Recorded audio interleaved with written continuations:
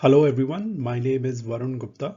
I am an associate professor of logistics, supply chain and analytics at the University of North Georgia, where my key responsibilities are leading the logistics lab, and I teach and do research in the areas of supply chain management, operations management, and my key research topic has been looking at supply chain risk management, specifically looking at mitigating and reacting to supply chain disruptions. And today I am going to talk about different research topics for Indian scholars. And firstly, I would want to extend my sincere gratitude and thanks for the honor to be able to present this talk during the conference at RDIS, which is focused on redefining business and managerial practices for sustainable growth, a global perspective. And the talk, as we will see, will be focused mainly on topics that, in my humble opinion, can be good fertile grounds for researchers and scholars who are conducting academic research targeting leading journals in the areas of supply chain and operations management. The outline for today's talk will be I will be first discussing the different definitions for supply chain risk management. I will start by defining what supply chain risk is, provide a few examples, then I will discuss the current research trends in the field at a global level, and then I will suggest some research topics that flow naturally and are valid primarily for the Indian context based off of its unique culture, climate, and economy. And finally, I will summarize by why supply chain risk management research can be very impactful for scholars conducting research for either industry, it could be for curriculum development, and it could be also to assist government in designing their policies. So let us start by first talking about supply chain risk management and its definition. Risk management. So there are definitions from both practice or industry as well as from academia.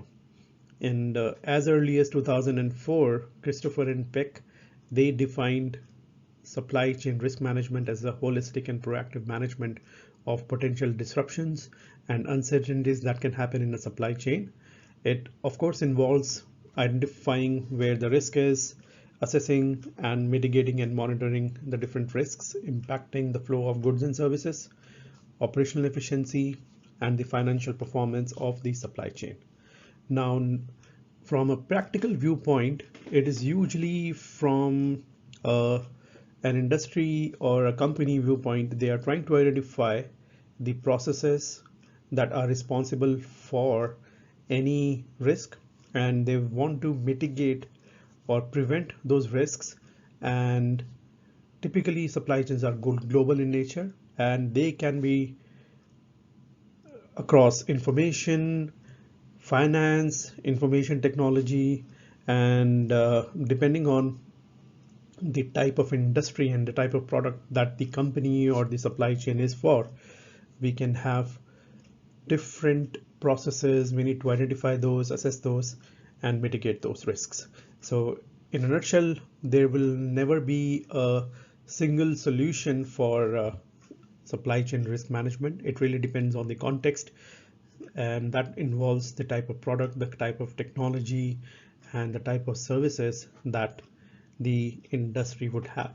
And more lately, scholars such as Yossi Shafii from MIT, they have defined the threat of supply chain risk management in more detail. And we will also now look at a few examples of how the supply chain risk management can be understood.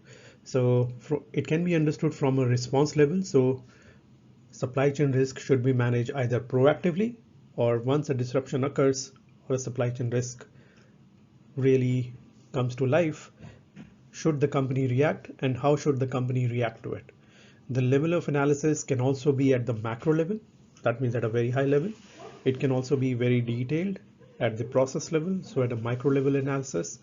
And there can be research methods around quantitative, which is driven by data or building mathematical models. It can also be qualitative, where the researchers, scholars, they conduct surveys on supply chain KPIs, and they would be interviewing different entities within supply chains, including vice presidents, presidents, operations officers, and get insights on how to manage risk for the supply chains.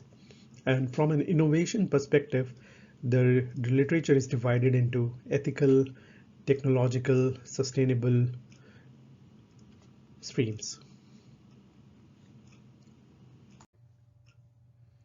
Next, we'll look at several reasons why there are supply chain risk, and these are primarily due to disruptions in areas due to climate changes or natural disasters.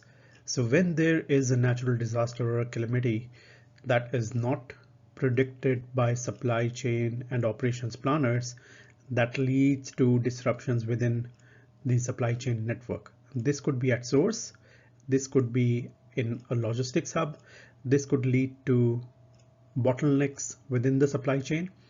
So here we are showing examples such as earthquakes, which are very unpredictable. We could have floods or storms, and that can lead to damage in infrastructure for supply chains and logistics.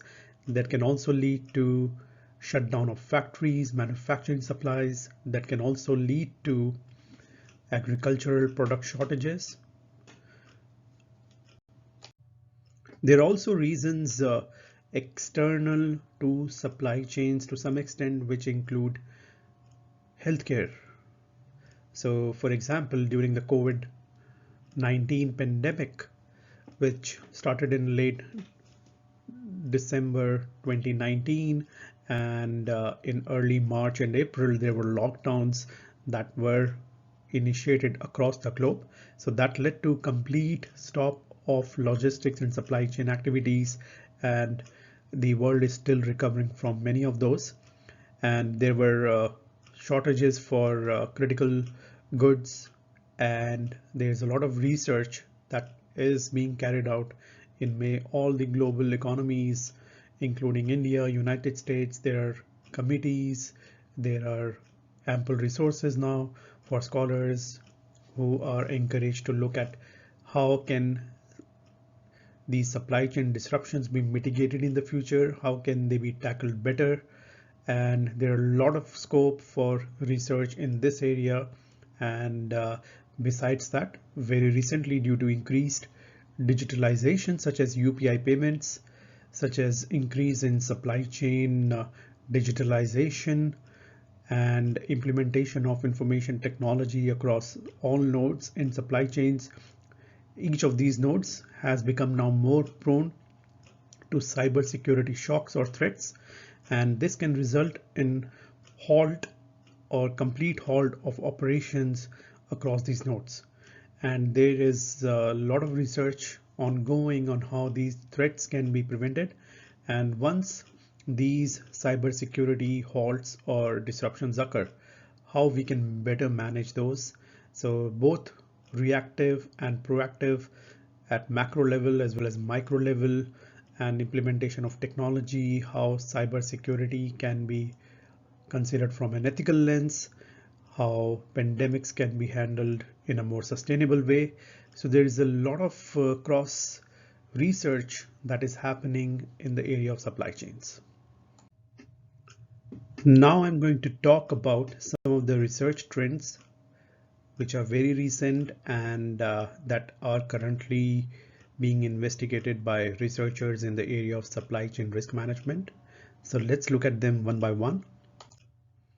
So there is a lot of research that is dedicated to identifying risks and how to identify first these risks and then assess their impact and being able to measure the impact. And then the second stream of research looks at how we can build supply chains which are resilient to these risks and develop mitigation strategies to manage these risks better.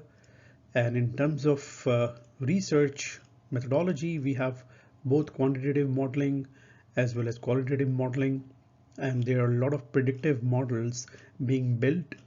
So predictive modeling, they would typically gather data in supply chains at different nodes, and they would try to analyze the impact of a disruption or the probability of disruptions. And ultimately, once the research question is answered about the identification and assessment, the researcher will look at some of the mitigation strategies out of their toolbox. And along with that, there is a lot of emphasis these days on the ethical considerations and the social impact. So ethical considerations really mean when we think about supply chain risk management, we have a cost and environmental trade-off. So we try to build a lot of factories, manufacturing. We can rely on global outsourcing. We can work with multiple suppliers. But when we talk about ethics, then the supply chain trade-off is also thinking about how the company and the supply chain can manage their sourcing and manage their logistics with a more ethical lens, which could be measuring their carbon footprint, which could be analyzing the social welfare, not just maximizing their revenues or profit, but how they can maximize the social welfare, making sure when there are healthcare disruptions or disruptions such as natural calamities, how they can still provide a good network flow of goods to the consumers, even though that may come at a cost. Now we can also look at some of the research trends with examples. So for example, beginning of COVID-19, the world has started appreciating the work supply chain people do. And there's a lot of study that has happened in across major supply chain and operation journals, which look at managing, studying supply chain disruptions due to the pandemic of COVID-19. There is also a growing body of literature which talks about behavioral supply chain risk management. Behavioral supply chain risk management is treating different supply chain partners or organizations as decision-making bodies, and these bodies will typically behave in a certain way. So they can behave rationally, they can be risk seekers, they can be risk mitigators. So because of all these behavioral differences, we might see different strategies being adopted by supply chain partners, and that leads to different outcomes when it comes to pricing, sourcing, quantity, and decision making. We also have a growing field of research which is collaborative risk management. So how can different supply chain partners and sometimes even competitors can come together, collaborate so that they can manage the overall risk in their supply chain network better. Then additionally, there is a lot of work which is looking at supply chain transparency and digitalization, which usually go hand in hand. With digitalization, there is more information flow across partners, and that has also helped with transparency and information sharing across supply chains. And for instance, a manufacturer can easily share the quantity that they are manufacturing with their retail partners, leading to increased transparency. And based off of that transparency, the retailer can also order and manage their inventory better, which can be a win-win for the entire supply chain.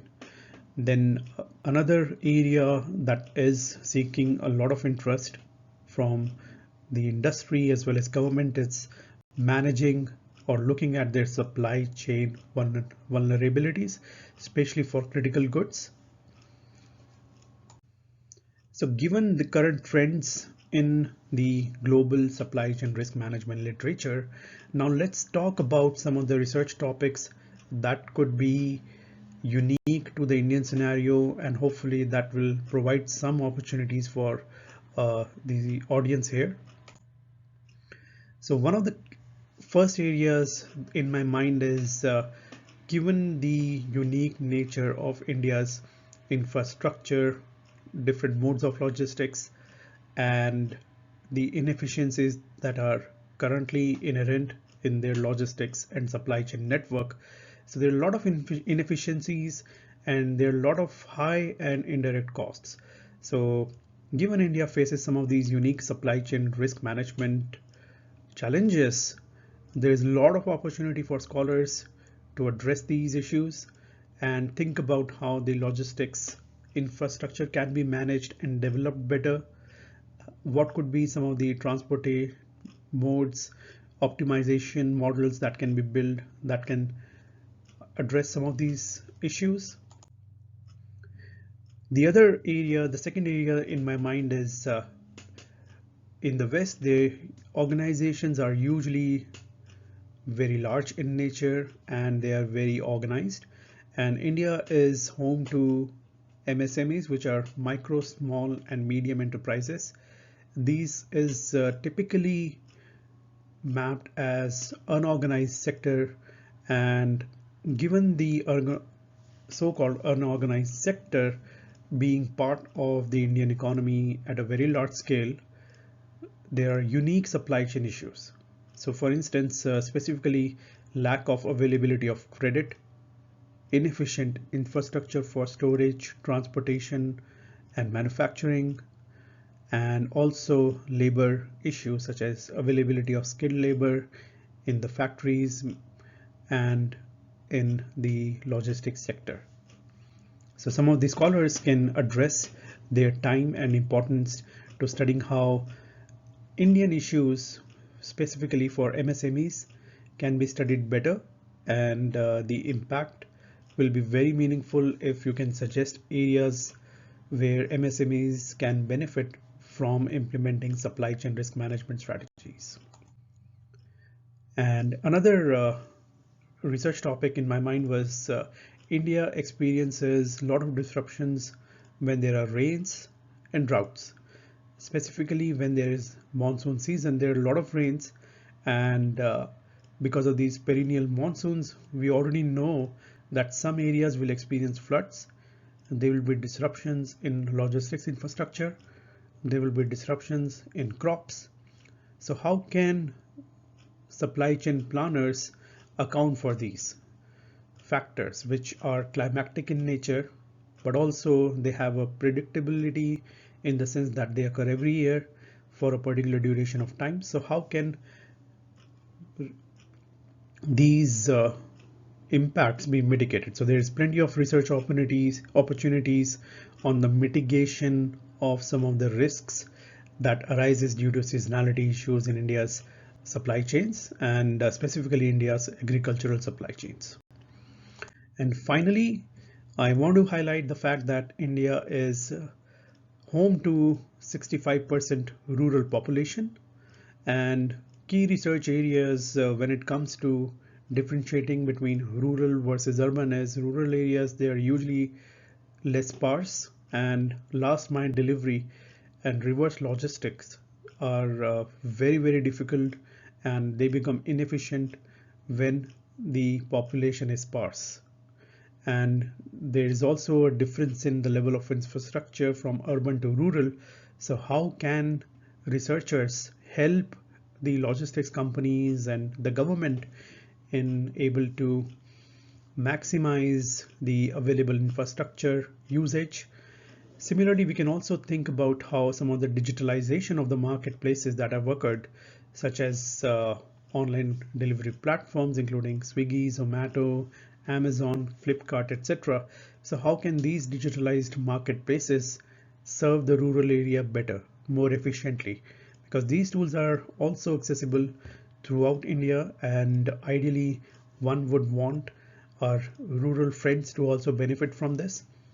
Then, as we know that rural is also focused on a lot of local sourcing. So how can some of the local sourcing practices as well as sustainability habits that are already existing in rural areas be mapped to urban areas?